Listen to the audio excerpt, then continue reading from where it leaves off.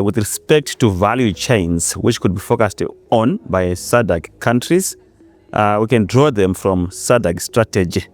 SADC is focusing on 6 value chains, particularly placing emphasis on agro-processing, mineral beneficiation and value addition, pharmaceuticals, capital goods, services.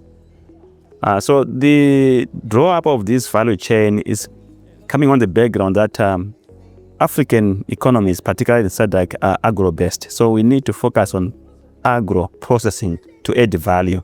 So SADC has already done some fantastic work, which has mapped 4 critical value chains in the agricultural sector.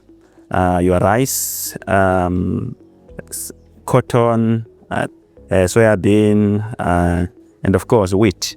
And if you look at these products, particularly wheat, soybean, and rice, they are food security related value chains. And cotton, of course, is one of the products which is quite strong in the region in terms of agricultural commodities production.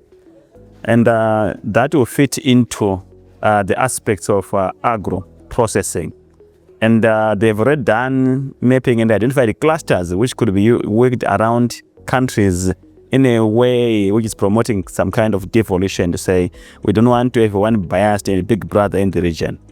Come to pharmaceuticals. That's an area which we are very strong in SADC, in Zimbabwe, as well as in South Africa, and can play a critical role of producing our own medicine. And I think COVID-19 pandemic taught us to be self-reliant and self-sufficient.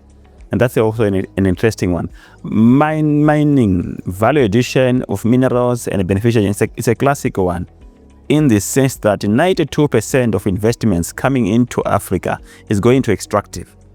Right? So only 8% is going to other sectors. So there's a big deal of the mining sector. And over 70% of minerals, of exports in Africa are coming from minerals as well.